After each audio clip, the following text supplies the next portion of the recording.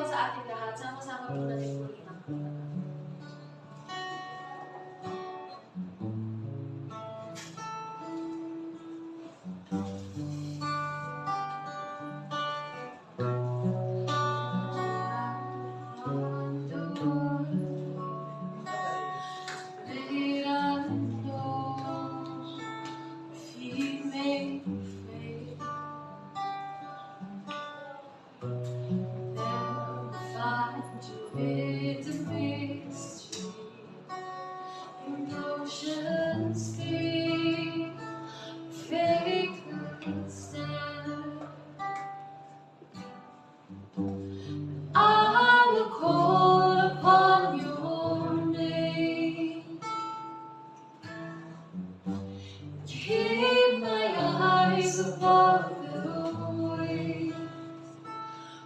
Oceans rise, my soul will rest in your embrace.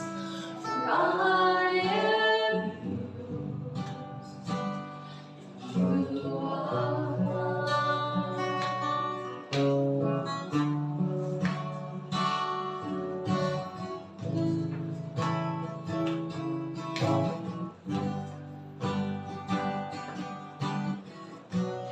Place about the deepest waters, the sovereign has be my God. Feet that fail and fears surrounds me. You never fail, and you won't start now. So I will call upon your name and keep my eyes above the waves. When oceans rise, my soul will rest in your embrace. For I am yours, and you are mine.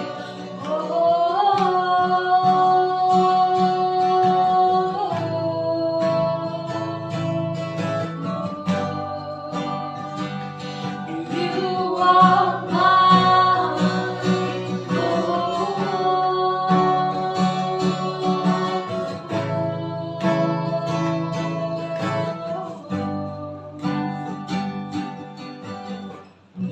Spirit, lead me where my trust is without borders. Let me walk upon the waters wherever you would call me. Take me deeper than my feet could ever wander. My faith will be made stronger with the presence of my Savior. Spirit, lead me where my trust is without borders. Let me walk upon the waters wherever you would call me. Take me deeper than my feet could ever wander. But my faith will be made stronger with the presence of my Savior.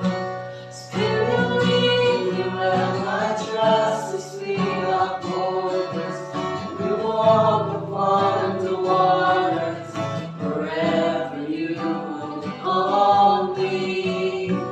Take me deeper than my feet could ever wander. My faith will be made stronger with the presence of my Savior.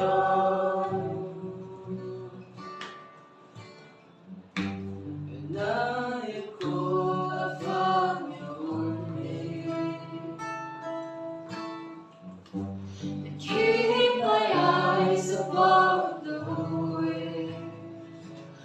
When oceans rise, my soul will rest in your embrace.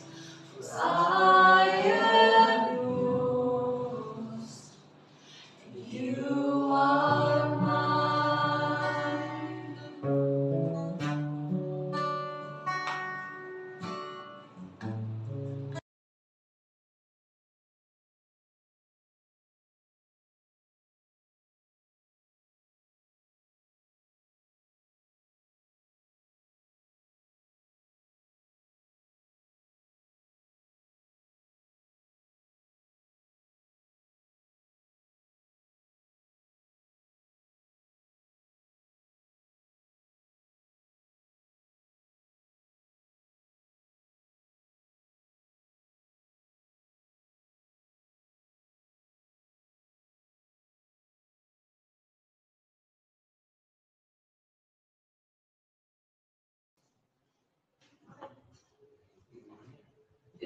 Pagpalang gabi po sa bawat isa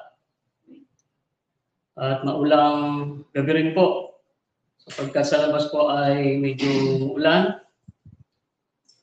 Tayo po ngayon ay narito sa ating bahay-sambahan sa Christ of Life City Church kung saan natin pong ginaganap ang ating pong lingguhang prayer meeting.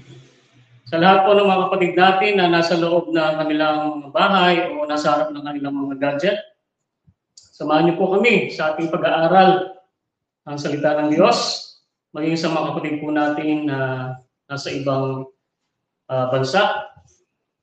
Tuloy po kayong tagpuin ng ating Panginoon sa gabi ito, sa ating pong pag-aaral ng salita ng Diyos. At tayo po ay sumandaling manalangin.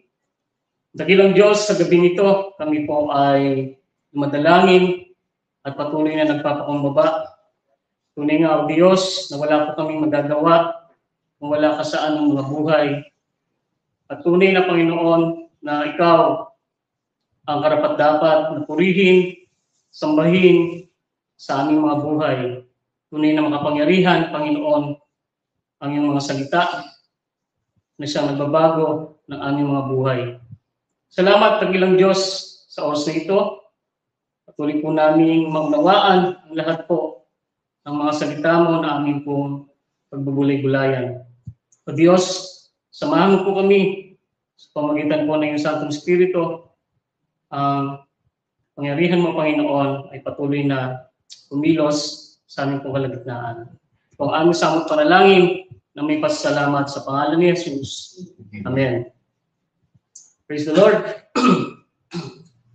Sa oras pong ito, ating pong pag-aralan ang pinabagatan ko pong tolda ng pagsamba.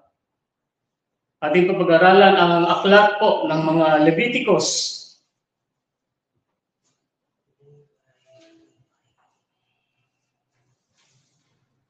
Mahalaga po ba ang paraan ng ating pagsamba? Alam mo ba ang dahilan kung bakit nagbigay ang Diyos ng maraming tiyak na utos tungkol sa tolda ng pagsamba? Ang ating pong pag-aaralan sa gabi nito ay tungkol sa tabernakulo o tabernacle o tolda ng pagsamba. Sa ating pong pag-aaral ay malalaman po natin ang disenyo nito. Malalaman din natin sa ating pag-aaral kung paano po nais ng Diyos na sambahin siya ng mga tao niya. Sa ating pong pag-aaral ay makikita din natin kung paano nailarawan ang mga gamit na nasa loob ng tolda ng pagsamba o tabernakulo ni Yesu Cristo. Ibinibilang po ng maraming nakakabasa nasa aklat na ito na mahirap daw po maintindihan ang aklat na ito o ang aklat ng Leviticus. Ang Leviticus ay hindi isang pangalan ng tao, bagkus ay tinutukoy po nito ay ang mga Levita. Sila po ang mga pari. At para maintindihan po natin ang aklat ng Exodo, ay mahalaga na maunawaan din po natin ang tungkol sa tinatawag na tabernakulo sa disyerto. Ang ibig sabihin ng salitang tabernakulo ay tolda. Marahil nakita po tayo ng tolda na po, yung mga ginagamit po sa mga tiyanggian. Ngunit ibang klase pong tolda ang ginamit po dito. Maliit na tolda ito sa disyerto na inutos ng Diyos na gawin ni Moses. Isa itong tolda ng pagsamba. Hindi po nagtagal, ang templo ni Solomon na ginawa ng buong ingat ay nakabatay po sa tolda ng pagsamba. Ang paraan po ng pananambahan sa tolda ng pagsamba ay halos parehas din po ng templo ni Solomon. Sa loob po ng 3 milya, ang templo ng mga Hudyo at karamihan po ng ating mga iglesia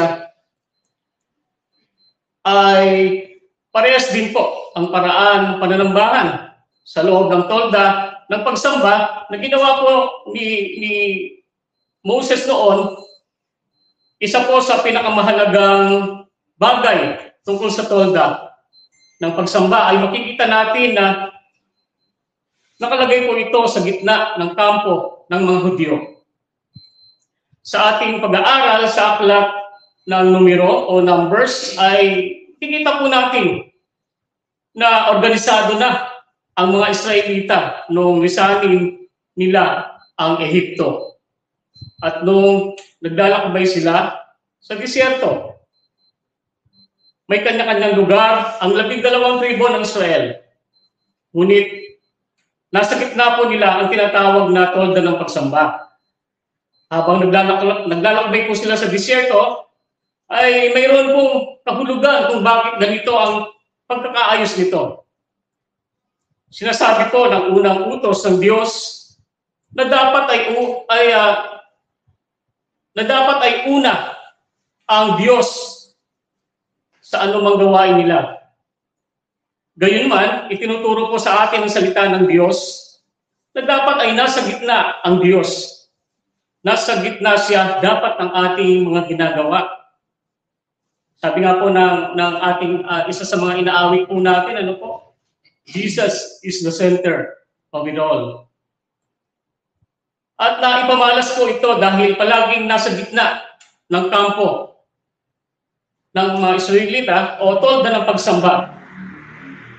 Maaring ang pinakamahalagang obserbasyon na makikita po natin dito ay nananahan ang presensya ng Diyos sa tolda ng pagsamba na nasa gitna nga po ng mga kampo ng mga Israelita.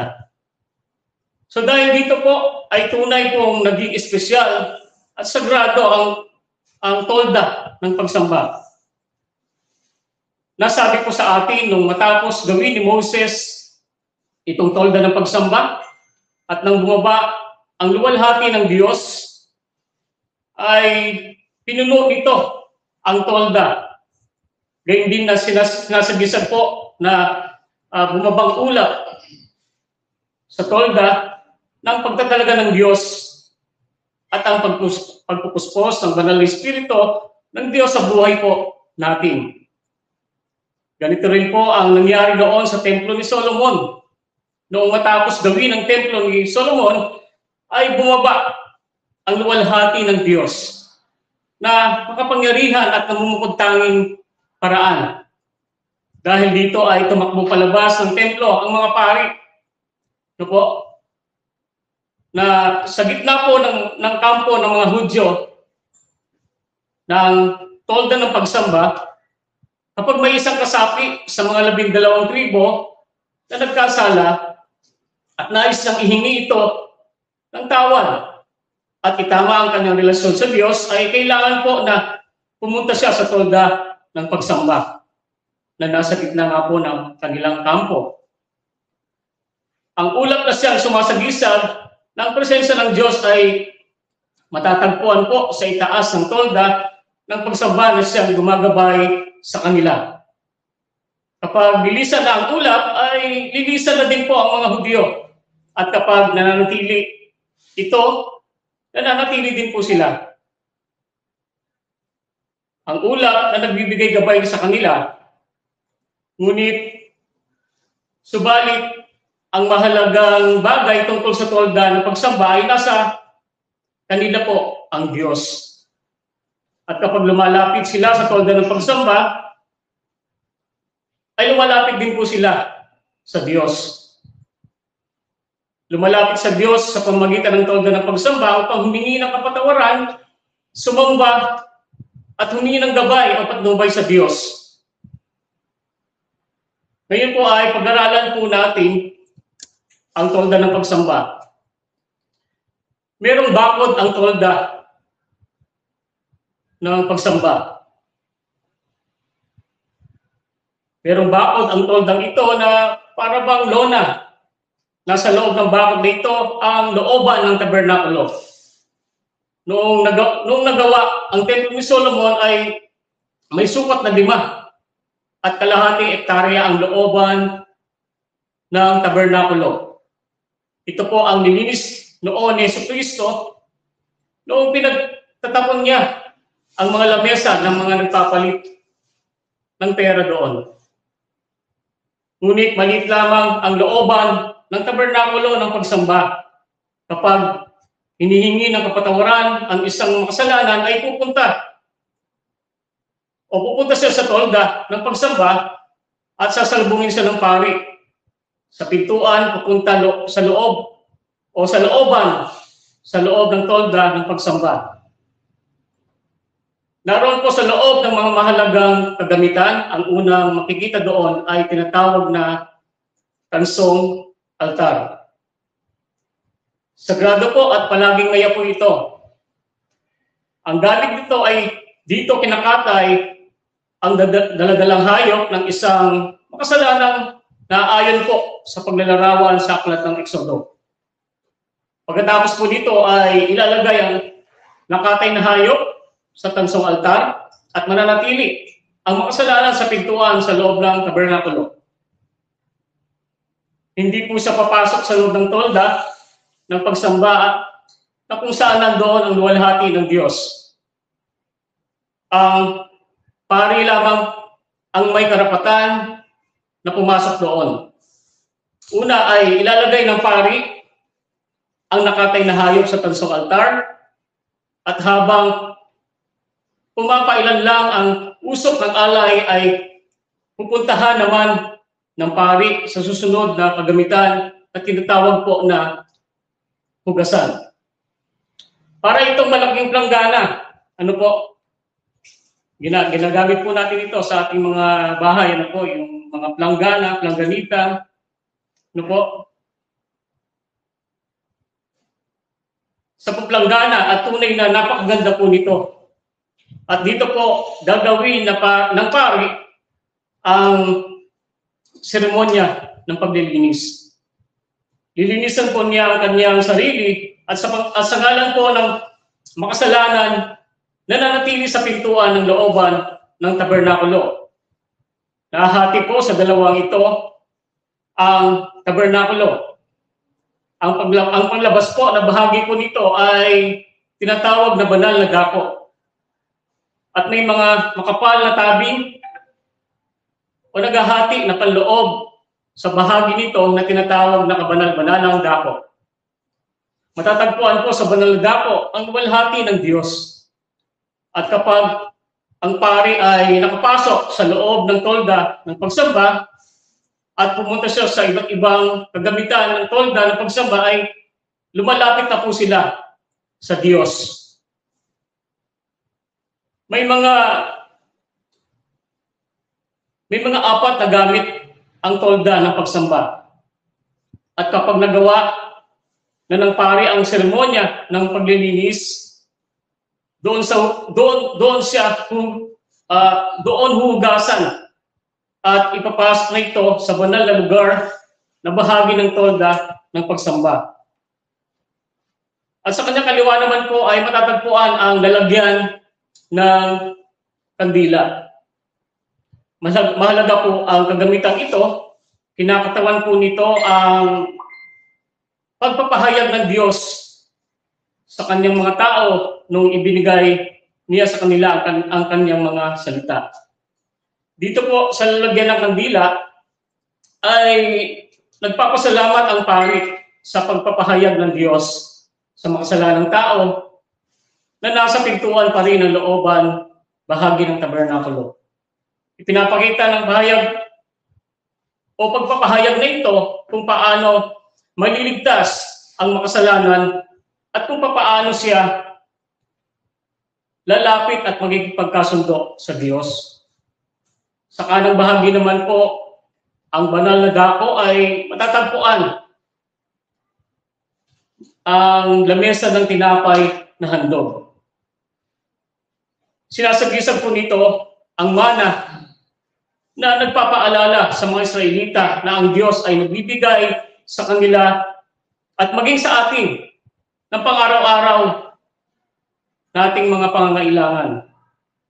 Inilalahad po ng Diyos ang kanyang kamay at pupunuin niya ang lahat ng mga pangailangan ng mga tao.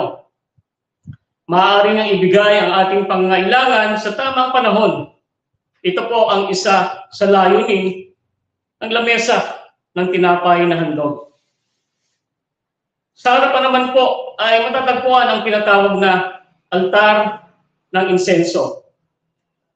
Dito, tumatayo ang pari at ipinapanalangin niya ang mga makasalanan na nananatili pa rin sa labas ng tolda. Maaaring ulit-ulitin itong gagawin ng pari para sa mga iba pang mga kasalanan.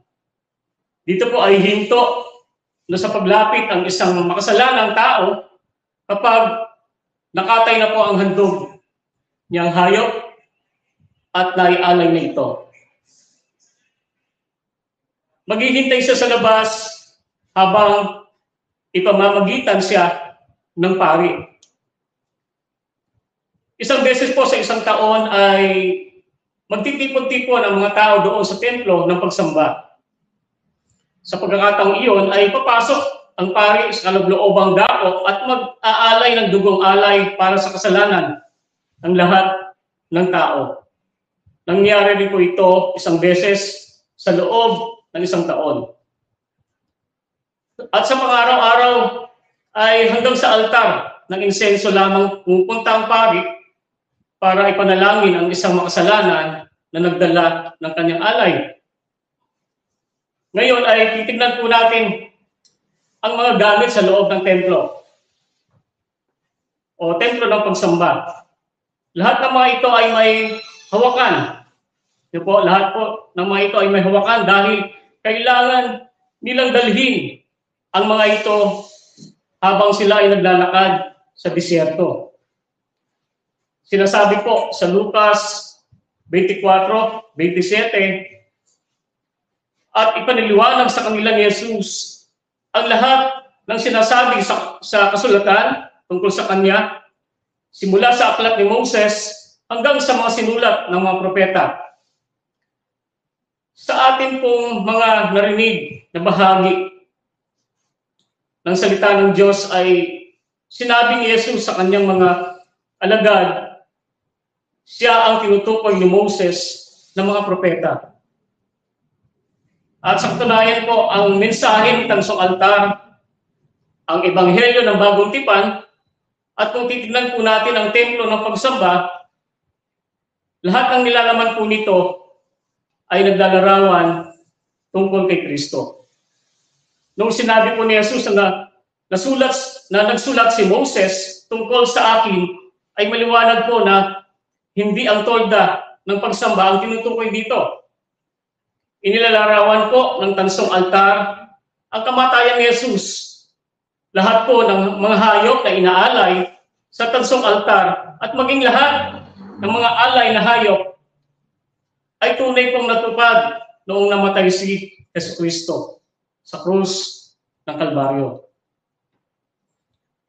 Sa makatuwid po ay sinasabi po sa atin ng tansong altar na sa katunayan, sa ilalim ng kautusan, halos lahat ng mga bagay ay lininis na ng dugong at kung walang pagdanak ng dugo ay walang kapatawaran ng mga kasalanan. At ito po ay matatagpuan natin sa Hebreo 9:22 o Hebrew 9:22. Sinasabi din po sa atin ng tansong altar na matuwid at banal ang ating Diyos. Gayun din hinihingi ng Diyos sa atin ngayon na maging matuwid at banal din po tayo. Alam ng Diyos na kailanman ay hindi po tayo magiging matuwid at banal upang maligtas natin ang ating sarili. Totoo po yan, ano po? Sa matuwid ay nagpunta rito sa mundo ang ating Diyos sa pamamagitan po ng kordero ng Diyos at inialay niya ang kanyang sarili upang gawin niya tayong matuwid. Ito ang ginawa ng Diyos para sa atin at ang hiniling ng Diyos na gawin po natin ay paniwalaan po natin siya o sampalatayanan kapag sinabi niya ito sa atin. Sinasabi po ito sa atin ng tansong altar. Sinasabi nito na kung ano ang Diyos, kung ano ang hinihingi niya, kung ano ang kinukundinan niya ng Diyos, kung ano ang alam ng Diyos, at kung ano ang nagawa niya, at kung ano ang nais niyang gawin natin. Lahat po ng mensaheng ito ay makapaloob sa tansong altar. Sa kabuuan po ay pinapakita po sa atin ng tansong altar na hindi kayang lumapit ng makasalanang tao sa harapan ng banal na Diyos na walang dalang alay.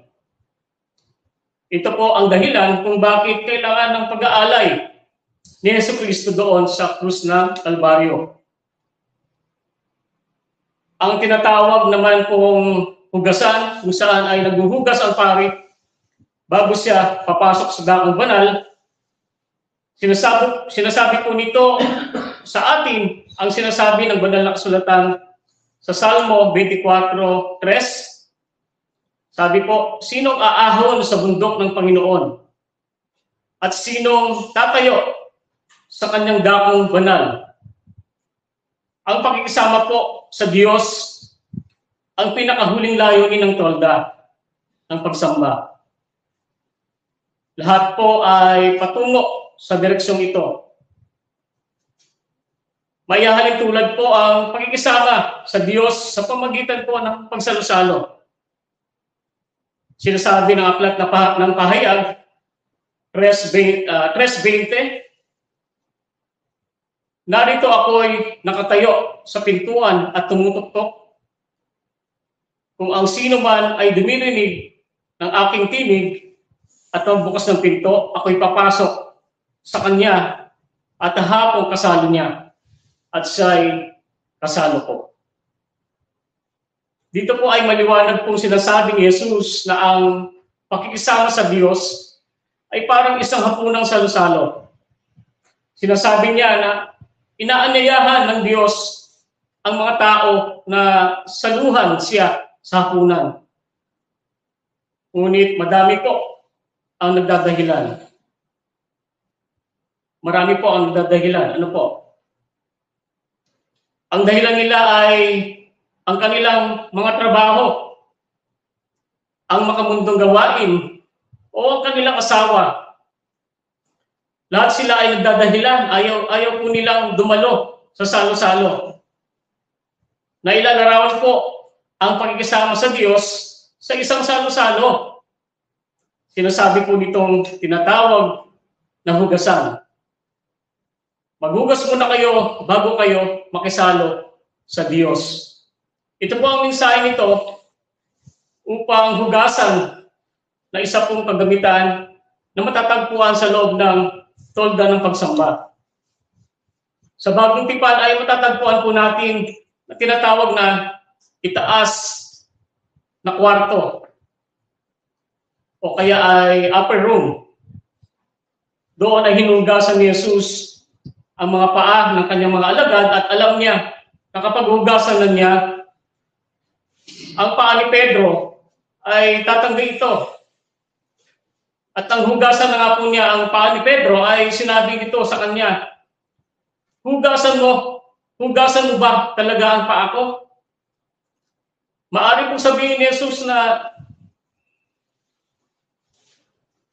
maaring gawin ko ito dahil nahugasan ko na ang mga paa ng ibang mga alagad at isusunod na kita.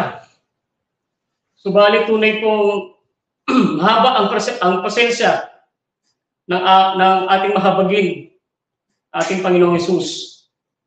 Sinabi po niya kay Pedro na maaring sa ngayon ay hindi mo mauunawaan ang kahulugan nito. Ngunit pagdating ng tamang panahon ay maiintindihan mo rin ito. Ngunit sinabi po ni Pedro sa kanya, huwag mong hugasan ang paa ko Sinabi ni Jesus na hindi ka magiging kabahagi kung hindi ko gagawin sa iyo ang bagay na ito. Ito po ang isang dakilang katotohanan na sinabi ng ating Panginoon. Kung hindi kita patuloy na hugasan, ay hindi ka magiging bahagi ko. Noong narinig po ito ni Pedro, ay sinabi niya, kung gayon, hugasan mo ako. Ang ulo, kamay, maging ang buong katawan o ang buong katawan ko. Kung iyan ang kailangan upang maging kabahagi mo, ay hugasan mo ako. Pagkatapos niyon ay sinabi ni Jesus na, Pedro, kapag ang tao ay nadumihan ang paa, ang malinis nitong paa ay madudumihan muli pag uwi niya. Dahil po dito ay kailangan na maghugas siya muli. Sa makatuwid po ay paalang ang hugasan niya. Dito po sa tinutukoy dito. Ang sinasabi naman po ni Jesus dito ay may paghuhugas ng kaligtasan, at kung ikaw ay nahugasan na ng kaligtasan ay madudumihan pa rin ang iyong paa habang naglalakad ka dito sa mundo. Sa makatuwid ay kailangan mo ng tuloy-tuloy ng paghuhugas niya. Sinasabi po sa atin ang salita ng Diyos na siyang araw-araw na naghuhugas sa atin. Na siyang araw-araw na paghuhugas sa atin.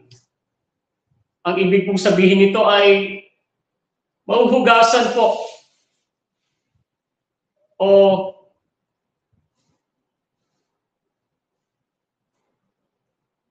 ang ibig pong sabihin nito ay mahuhugasan tayo sa pamamagitan ng pagbabasa, pagninilay-nilay natin sa salita ng Diyos, at hayaan natin na baguhin niya tayo.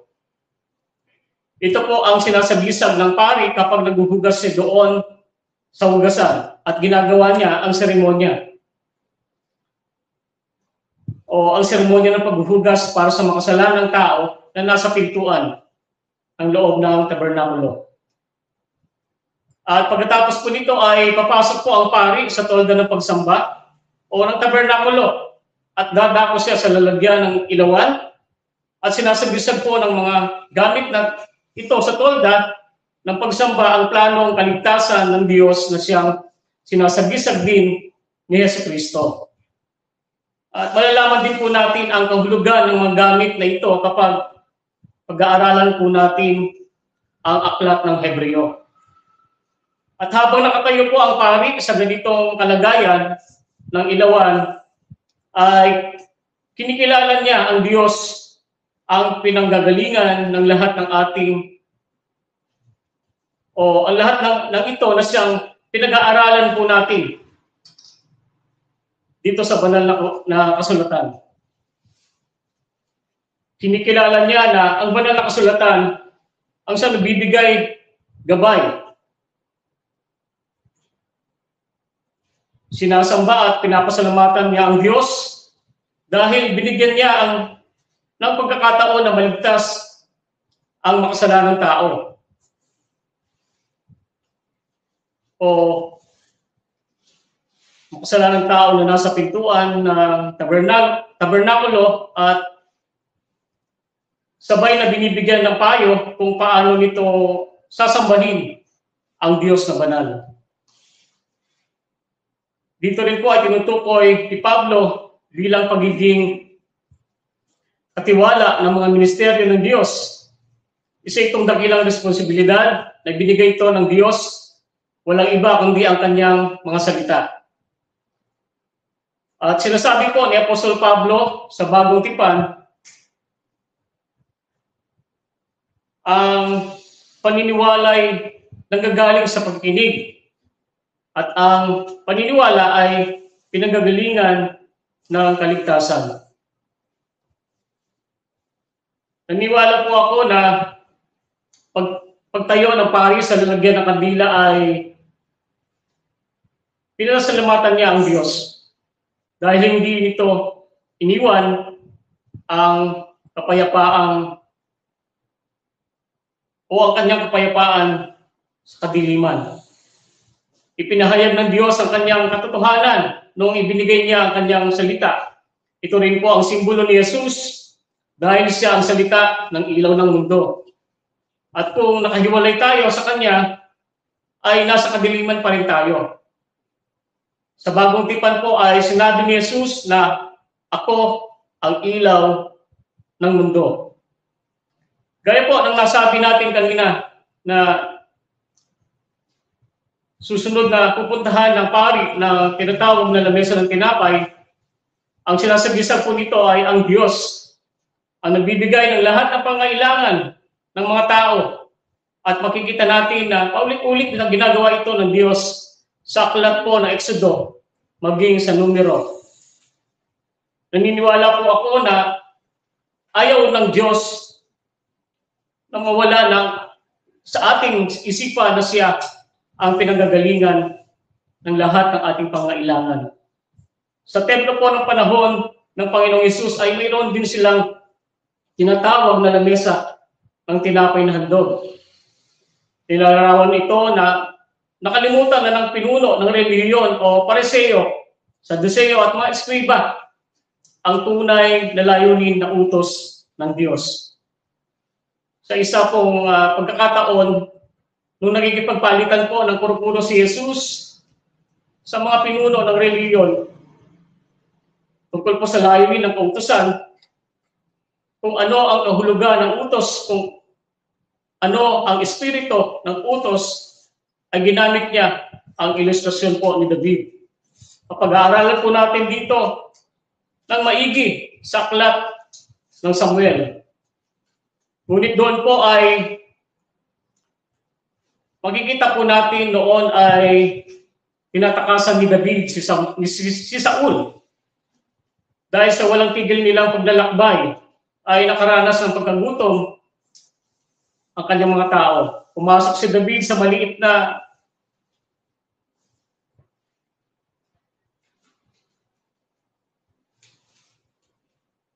at humingi po siya ng tinapay na handog. Dito po ay pinuri ni Jesus si David dahil sa ginawa niyang ito ay nainis ang mga pariseo. Ngunit pinuri ni Jesus si David dahil ito ang tunay na layunin ng lamesa ng tinapay na handog. Ito po ay upang ipakita ang katotohanan, ang Diyos ang nagbibigay sa pang-araw-araw na ating pangangailangan. Humingi po siya ng tinapay ng handog. Dito makikita na ang katotohanan na ang Diyos ang nagbibigay na pang-araw-araw nating pangangailangan. Ngunit dito po ay literal na pagkakaintindi ng mga pariseo at eskriba tungkol sa bagay na ito. Ginamit nila ang utos upang ilayo ang mga nagugutom na tao sa Diyos ayon po sa mga pariseo at mga eskriba. Sila lamang po ang may karapatang kumain ng tinapay na handog. At sinabi ni David sa kanyang mga sundalo na suwayin ang utos na ito dahil sinasabi ng Espiritu ng Diyos na ang Diyos ang nagbibigay ng kanilang pang-araw-araw na pangailangan. At ito po ang isang paraan na nakita ni David na ibinigay ng Diyos ang kanilang pangailangan sa sitwasyong iyon. Na ibinigay ng Diyos ang kanilang mga pangailangan. Habang nakatayo po ang pari sa harapan ng tinapay na handog, ay pinasalamatan niya ang Diyos dahil sa pagbibigay niya ng kanilang mga pangaraw-araw na pangailangan. Dito po ay makita na naman natin ang larawan ni Jesus sa sinasabi niya sa bagong tipan. Ako ang tinapay ng buhay. At ipinangako ko na ibibigay niya ang ating pang-araw-araw na pangailangan.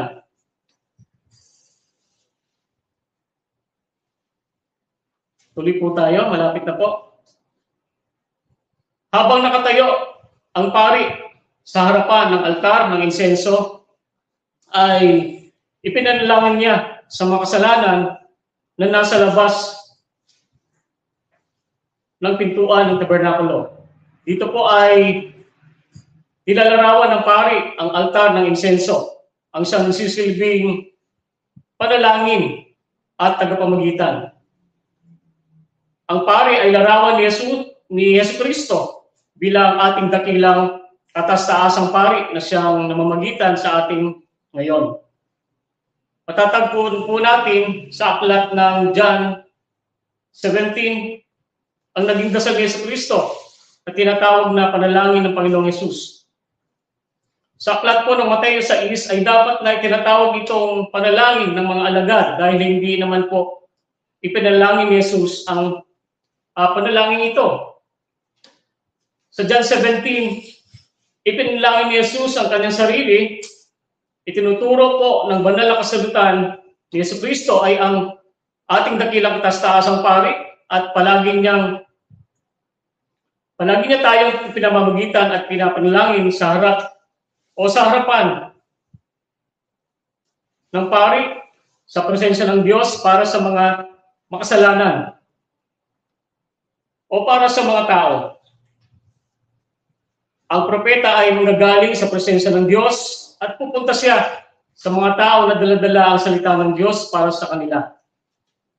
Ngunit gawain po ng pari ang ipamagitan ang mga tao sa Diyos at tatapusin ng pari ang kanyang ministeryo ng tagapamagitan ng altar ng insenso at ipapanalangin na niya ang mga makasalanan. Ang sabi po ng kanina na nahati po ang tolda ng pagsamba sa dalawa.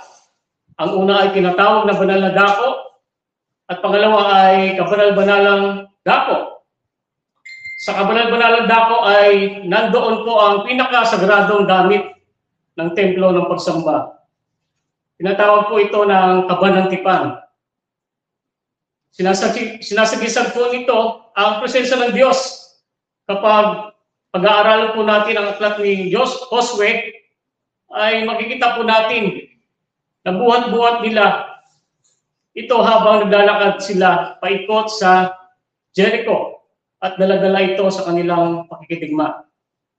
Dahil nasa kaban ng tipan ang presensya ng Diyos, ang pagsasabuhay po nito ay di lamang sumasagisag ng kaban ng tipan ang kapangyarihan ng Diyos, kundi sinasagisag po din po nito ang kagustuhan ng Diyos na makasama ang kanyang mga tao. At makita rin po rin po natin na si Jesus ang paraan ng Diyos upang makasama niya tayo. Sa bagong tipan ay matatagpuan po natin ang magagandang anyo ng templo ng pagsamba.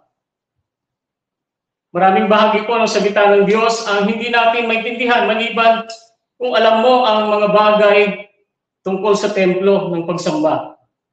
At ang pinakamahalaga po ay hindi mo maintindihan ang Ebanghelyo ni Yesu Kristo maliban kung maintindihan mo ang bagay patungkol sa templo ng pagsamba. At ang mga bagay na nasa loob nito. Meron pang isang dakilang katotohanan sa bagong tipan na siyang sinasagisag po ng templo ng pagsamba. Sabi po ng bagong tipan na ang iyong katawan ay templo ng Diyos. No po? Siguro dito ko na lang po puputulin. Medyo mahaba pa po pala. Dito po tayo hinto sa ng ating pong katawan ay templo po ng Diyos. So, yun po ang mga bahagi ng tolda ng pagsamba. So, salamat po sa Panginoon sa pagpapaalala ng mga salita ng Diyos na ito sa pamamagitan po ng tolda ng pagsamba. Itutuloy na lamang po natin ito sa susunod po na ako po muli ang magbabahagi. Salamat po. Tayo po ay manalangin. Dakilang Diyos na makapangyarihan, tunay nga o Diyos, na karapat-dapat kang sambahin, purihin, Panginoon, sapagkat ika'y banal, makapangyarihan. Salamat po sa mga salita mo na amin pong napagbulay-bulayan. Salamat po sa mga paalala sa pamamagitan po ng tolda ng pagsamba. Ay nare-remind po kami na tunay po na ang pagsamba namin ay nararapat na ibigay namin sa iyo, Panginoon. May iba't ibang bagay po sa mga salita mo na itinuturo mo po sa amin upang kami po ay patuloy na sumamba sa iyo, patuloy na dumalangin sa iyo, Panginoon, patuloy na magtiwala sa iyo, patuloy na magpuri sa iyo, Panginoon. Salamat po, Panginoon, dakilang Diyos, tunay kang tapat at makapangyarihan sa aming mga buhay. Salamat po sa gabing ito. Patuloy po namin binabalik ang pinakamataas na papuri at pagsamba sa iyong matamis na pangalan ng aming Panginoong Kristo. Lahat po ay magsabi na Amen.